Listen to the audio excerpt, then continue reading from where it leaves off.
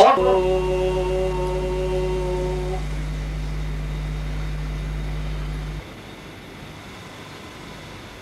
अब आप वज्रासन में या वीरासन में बैठ जाएं।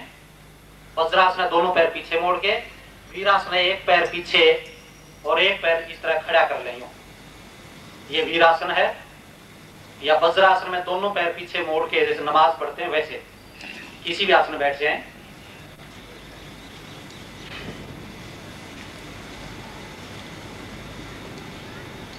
और आपने हुम की ध्वनि करनी है, पूरा जोर लगा के अंदर से, पूरा आपका शरीर पूरा अंदर से हिल जाए, पूरा पसीना आपके चेहरे पर आ जाए, पूरा जोर लगा के अंदर से पूरी प्राणों की ताकत के साथ में हुम की ध्वनि आप करेंगे। और मैं ओम का उच्चारण करूंगा, उस टाइम आप बंद कर देंगे। उसके बाद में फिर हम सब आसन लगाएंगे। हुम हुम हुम हुम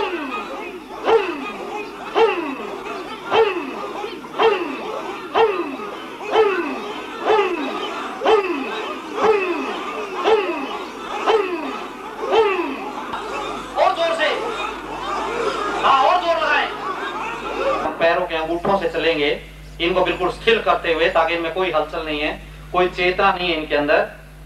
पूरा ये मर्द समान है।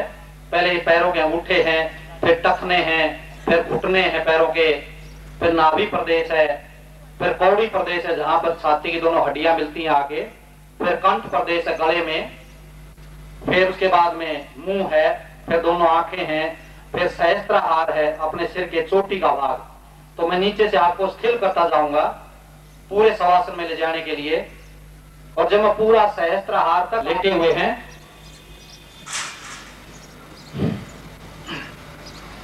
अब आपको शवासन में ले जा रहा हूं। आपके पैरों के अंगूठे स्थिर हैं, आपके टखने स्थिर हैं, आपके घुटने स्थिर हैं, आपका नाभि प्रदेश स्थिर है, आपका कौड़ी प्रदेश स्थिर है, आपका कंठ प्रदेश स्थिर है, आपका मुंह स्थिर है, आपकी आंखें स्थिर हैं। बाहरी कोई विचार आपके अंदर नहीं है, बिल्कुल विचार शून्य है, पूरे शवासन में है। पूरा शरीर आपका एक शव की तरह से पड़ा हुआ है। बहुत गहराई में आप गए हुए हैं। बाहर से आप बिल्कुल कटे हुए हैं, कोई विचार नहीं है बाहर से आपका, बिल्कुल विचार शून्य है।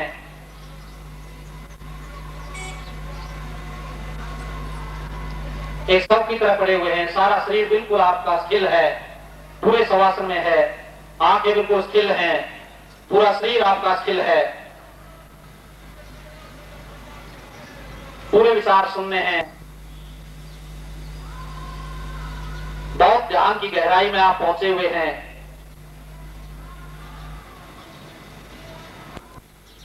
विचार शून्य है आप, कोई विचार आपके अंदर नहीं है, कोई हलचल आपके शरीर में नहीं है।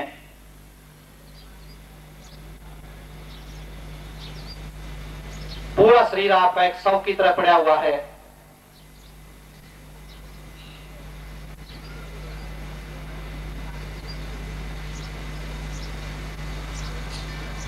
आपका नाभि प्रदेश चैतन्य है, आपके घुटने चैतन्य है, आपके टखने चैतन्य है, आपके पैरों के अंगूठे चैतन्य हैं। अब आपका पूरा शरीर चैतन्य है। अब आप पूरे शवासन से बाहर हैं। ये प्रैक्टिकल अनुभव है अंदर का आपका कि शवासन में कैसे गहराई में जाते हैं और क्या अनुभव होता है अंदर से हमें। और अब कितना ही थके हुए हैं, कितना ही हमसे काम,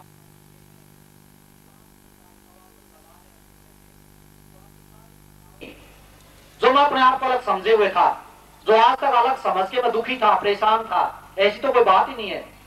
मैं तो खुद अपने विकारों से, अपने अहम से, अपनी गलतियों से, मैं उस प्रभु से अलग बना हुआ था। तो वो बीज का मिटाने के लिए हमें इन विकारों को खत्म करना पड़ेगा। और इन विकारों को खत्म करने के लिए क्रियाएं हैं। ये थोड़ी शरीर की रगड़ा पट्टी है। यदि मैला कपड़ा है तो साबुन का रगड़ा बार बार लगाना पड़ेगा, बगैर लगाए वो साफ नहीं होगा। और यदि हमारे से घर में साफ नहीं हुआ तो धोबी को देना पड़ता है, वो उसको साफ करता है। इसी तरह से हम घर पे कोशिश करते हैं, सफाई होती है, फिर गुरु के आगे बैठते हैं और गुरु फिर हमें अंदर से साफ करते हैं। वो यहाँ बैठे हुए अपनी शक्ति का प्रवाह रखते हैं, उस प्रवाह के अंदर जो भी यहाँ बैठे होते हैं साधक साधना में, उनके विकार खत्म होते ही हैं। और ये तो संतों ने बिल्कुल आसान रास्ता बनाया हुआ है। और उन्होंने कहा कि एक घड़ी आदि में पुन आग, तुलसी संगत साधु की हरे कोटि अपराध। क्योंकि यहाँ तो सारे संत बैठे हैं, पता नहीं कौन कितनी पढ़ाई किए हुए है, बाहर से आप किसी को नहीं पहचान पाएंगे, किसी के चेहरे पर नहीं लिखा हुआ है। यहाँ एक से एक अच्छे साधक हमारे बीच में है, एक से एक ऊंचे साधक हैं जो बड़े साधारण रूप में सिंपल तरीके से आपके बीच में होंगे। लेकिन आपने यहाँ पर ज्यादा से ज्यादा ग्रहण करने की, सीखने की कोशिश करनी है। और सीखा जाएगा जब आप कम से कम बोलेंगे, कम से कम आप बातचीत करेंगे, ज्यादा से ज्यादा अपने गुरु चिंतन में, गुरु के प्रार्थना में, अपने अंदर में डूबे रहेंगे। बोलते तो हम बहुत आए हैं बाहर से, खाते पीते भी हम बहुत आए हैं, और इस एक हफ्ते 8 दिन के बाद में फिर हम खाए पिएंगे। यदि यहाँ पर कुछ कम खाया पिया तो कोई फर्क नहीं पड़ेगा, मरेंगे नहीं, कोई फर्क नहीं पड़ता। क्योंकि हमारे शरीर में कुछ खजाने हैं, कोष। एक है अन्नमय कोष। हम सोचते हैं कि हम अन्न खाते हैं तो जीवित हैं। एक है प्राणमय कोष, प्राणों का खजाना। और प्राणों का खजाना कब जागृत होता है? क्योंकि प्राण शक्ति ही असली में शक्ति है जिसे सारा ब्रह्मांड चला हुआ है, जिसे हम और आप जीवित हैं, अन्न से जीवित नहीं है। ये तो भ्रम है हमारे अंदर, हमें ज्ञान नहीं है उस चीज का कि हम अन्न खाते हैं तो जीवित है। अन्न तो तामसिक प्रभाव देता है हमारे अंदर, तामसिक गुणों को बढ़ाता है, सुस्ती को बढ़ाता है, हमें साधना से भगवान के रास्ते से दूर ले जाता है। और जितना आप अन्न को कम करते जाएंगे, फल फ्रूट सब्जी इस तरह से दूध वगैरह लेंगे, उतना ही आपकी साधना ज्यादा बढ़ने लग जाएगी, उतना ही ज्यादा आगे बढ़ने लग जाएंगे। तो कहने का मतलब ये कि ज्यादा खाने पीने के पीछे मत भागिए कि मैं आप सुबह भूख लगी मैं ये खाऊं। पानी पीते रहिए, पानी पिएंगे, पानी अंदर जाएगा, गर्म होगा, आंतों में से घूमेगा, पेट को साफ करेगा। और खाते पीते रहे तो फिर वो सुस्ती रहेगी, बैठा नहीं जाएगा, मंत्र जाप नहीं होगा, जबाई आपकी आते रहेगी, कोई फायदा नहीं होगा। घर जाके आप खाएंगे, भूख नहीं लगेगी यहाँ जब गुरु चिंतन में बैठेंगे यहाँ। और घर की आपको चिंता नहीं करनी चाहिए, बाहर की चिंता नहीं, क्योंकि वहां सब गुरुदेव की नजर है, कहीं कुछ नहीं होगा किसी का भी, ये गारंटी है। यहाँ है तो बिल्कुल यही होके रहें। तो इन विकारों को, इसको सफाई के लिए ये क्रियाएं हैं। और ये एक नेति क्रिया जिसके बारे में आपको बताया था, ये रबड़ की नेति है, आपको सूत की नेति वहां से मिल जाएगी और मैं आपके साथ हूं, आपको करवाऊंगा। तो नाक में अपना सुराख है, ये सीधा गले में गया हुआ है। अब इस नेति को हम नाक से डालेंगे, पानी में भिगो लें और फिर एक नाक में डालेंगे तो गले में आ जाएगी। गले से इसको निकाल लें, जैसे ये नाक है अपना, इसमें इसको यूं डालते हैं तो ये गले में आ जाएगी। और गले में आएगी तो हमें पता लगेगा। फिर एक उंगली गले में ले जाए अंदर और इसका सिरा बाहर की तरफ यूं कर दें और ऊपर से अंदर डाल लेंगे तो ये अपने आप मुंह में बाहर आ जाएगी। या ये 2 उंगली आप गले में ले जाएं अंदर और उसको पकड़ के बाहर की तरफ कर लें और ऊपर से अंदर धकेल लेंगे तो अपने आप बाहर आ जाएगी। और फिर इसको हल्का हल्का आराम से ऊपर नीचे चलाएं, 1 मिनट आधी मिनट तक उसको चलाएं। जो थूक लार बलगम निकलेगा वो निकलने दें। फिर नाक से इसको आहिस्ता आहिस्ता बाहर निकाल दें, गले में इस तरह थूक दें, बाहर निकालें, नाक को साफ करें, पानी से धो लें इसको, फिर दूसरी नाक में डाल लें। तो इसी तरह दोनों नाकों में करना है। तो इसे बहुत सारा बलगम जो अंदर जमा है यहाँ पर गले में, नाक में, वो निकलेगा।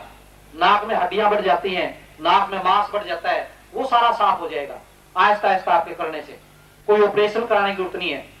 और इससे हमारी नाड़ियों की शुद्धि होगी, काम क्रोध लोभ मोह ये विकार दूर होंगे, आंखों पे चश्मे लगे हुए हैं वो आपके उतर जाएंगे, नजर तेज हो जाएगी, और कोई बीमारी है आंख कान नाक गला वो सब ठीक हो जाएगी। और इससे ज्यादा हमें क्या चाहिए, करना आपको पड़ेगा ये।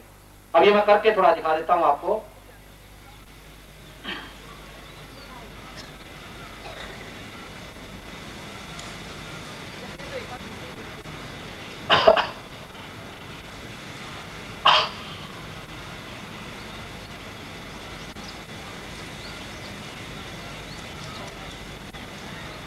ये गले में निकलेगी, क्यों सुराख है सीधा ये, कोई नया सुराख नहीं करना। इसमें डालेंगे गले में, गले से उंगली से निकाल दिया। अब इसको ऊपर नीचे आहिस्ता आहिस्ता चलाएं, कोई मुश्किल नहीं है, क्योंकि सीधा रास्ता है अपना। ये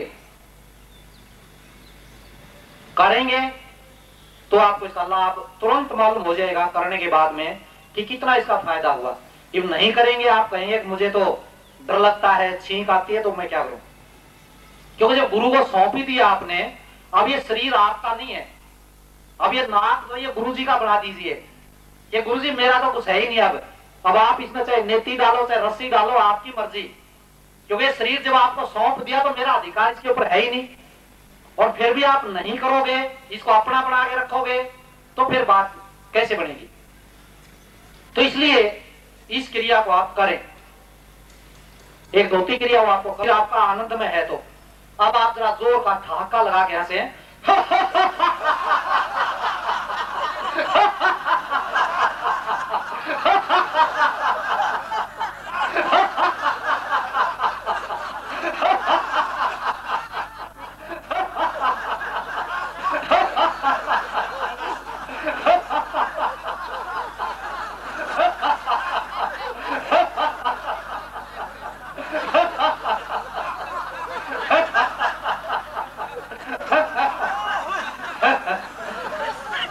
कई भाई तो बीच में आप भी नहीं हंस रहे भाई, आपस में देख के हंस लो थोड़ा सा।